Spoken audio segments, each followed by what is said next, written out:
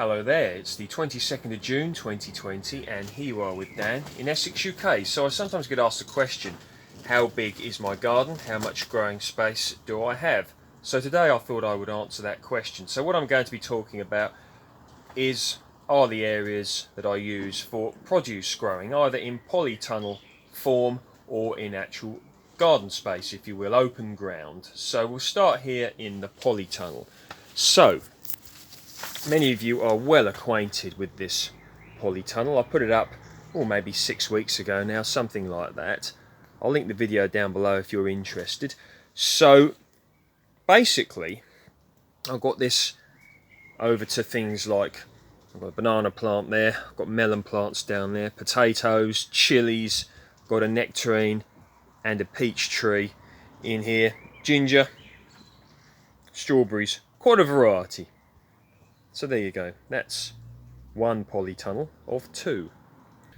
Okay, so I've got another vegetable garden here, if you will, or a vegetable garden, and it's probably about, the shape here, that's probably about, maybe 5 or 6 meters long that way, and you can see at the end, look, fence panel sort of narrows and it goes down here. So people have commented on my fences, and they're very, very handy actually for growing things up.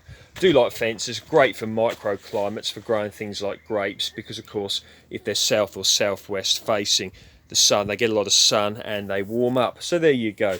And this one here, this backs onto the polytunnel, so there we go, this is another space.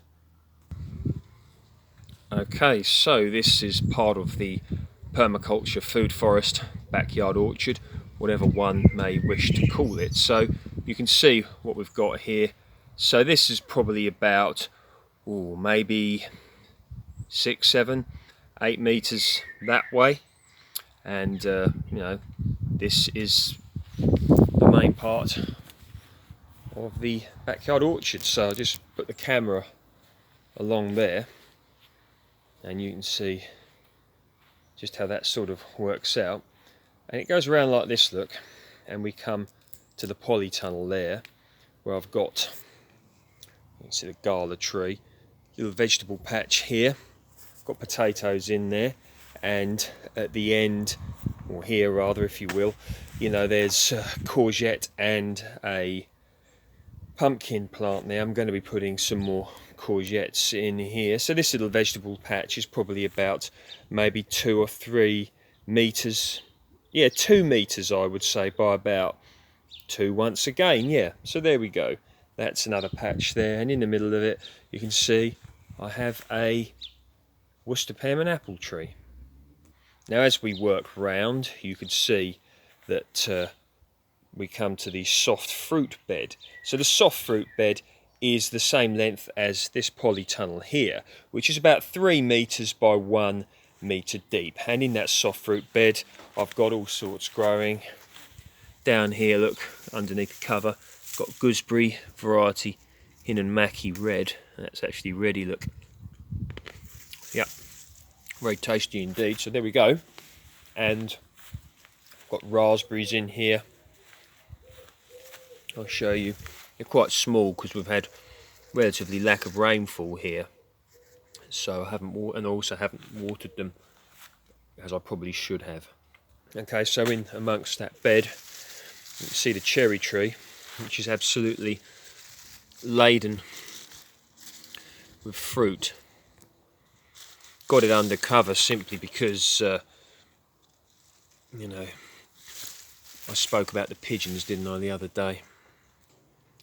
Yeah, so look at that cherry, looks more or less ready. Okay, so, and then that brings us to the entrance, if you will, to the other polytunnel. So this is my longest serving polytunnel, if you will. Had it up about 3 years now, and really I've had some good times in here. I know that sounded totally wrong, but goodness gracious, I think you understand what I'm trying to say. So yeah, there we go. So in here, Dixie red peach tree. You know what I think of this. You know, you can have a look there at just a humongous crop that this tree is carrying. This is 3 meters by 2 meters, okay? The majority of you are aware of what I've got in here, autumn royal grapes, and it's basically set up as a food forest, okay?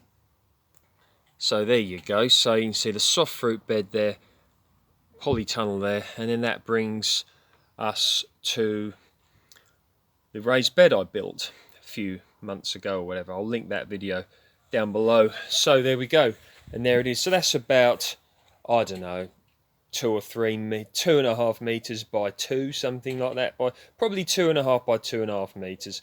And I've got potatoes in there.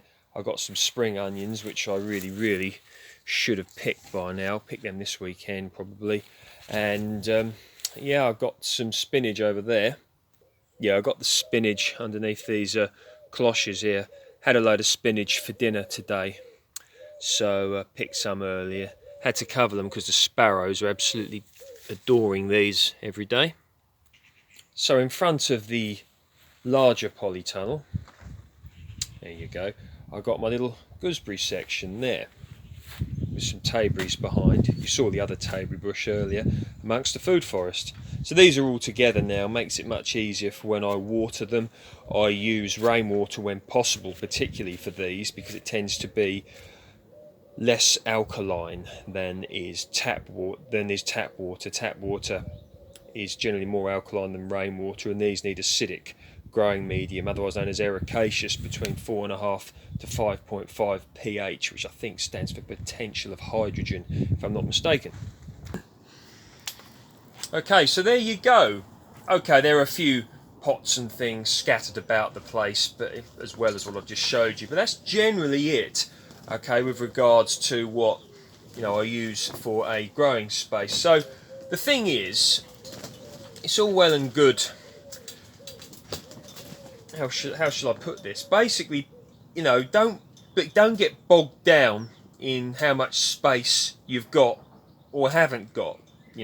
What you've got is what you've got. It might be a few windowsills, it might be a few acres, but what you have is what you have.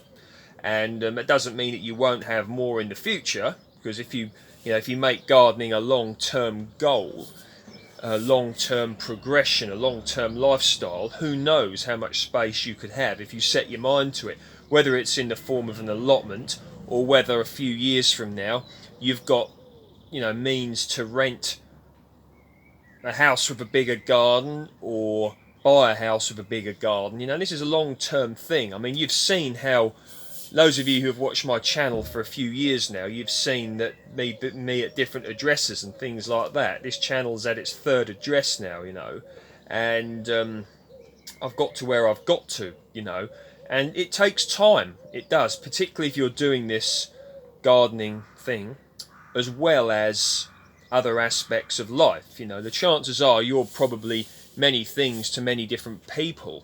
You're probably a worker. You're probably